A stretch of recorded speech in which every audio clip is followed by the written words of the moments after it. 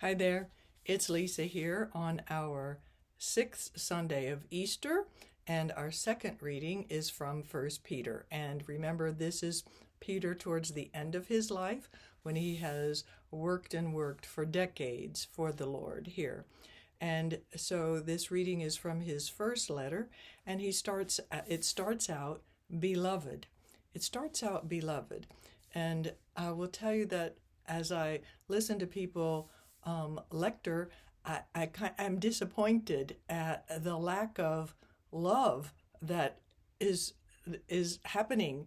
Um, Beloved, da, da, da, da. And it's like, oh, that you missed opportunity there to make eye contact and to just share some love. What do you do? How do you speak it when you greet somebody that you love?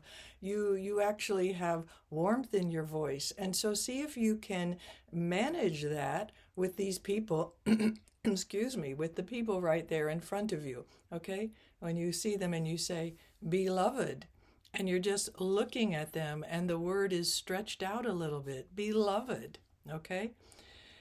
And then we have this next line. Come back to the book, and then you have it, okay? Sanctify Christ as Lord in your hearts.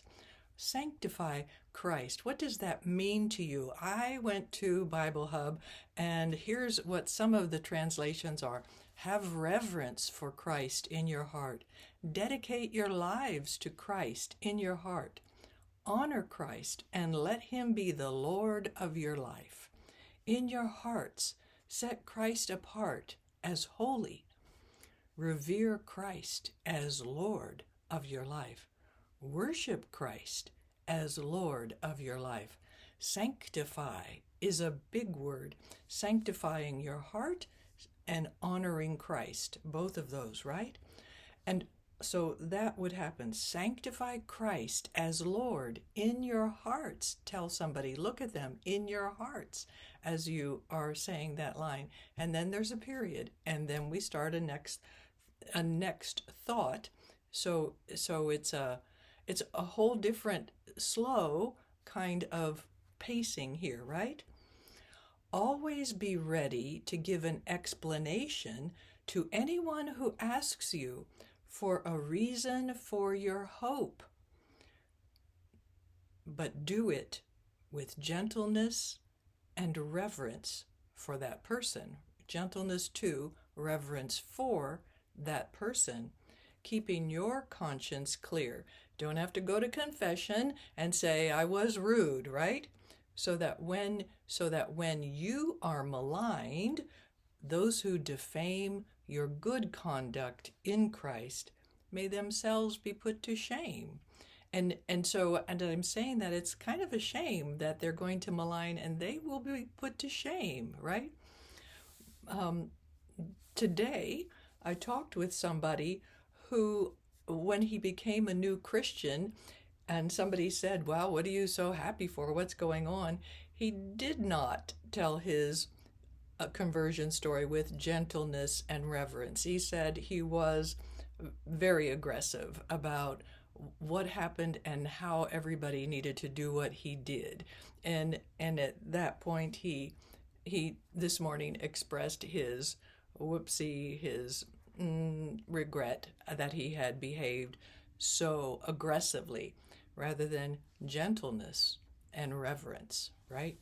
Okay, so that's important that we focus on that as a way of teaching. Peter is trying to teach these people. Yes, there we go. Next line. For it is better to suffer for doing good, if that be the will of God, than for doing evil. Okay, so that's pretty clear cut, right?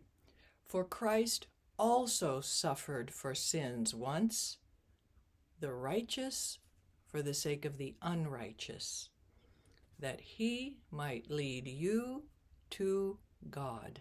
That's why he did it. That's a very important line right there, that he might lead you to God.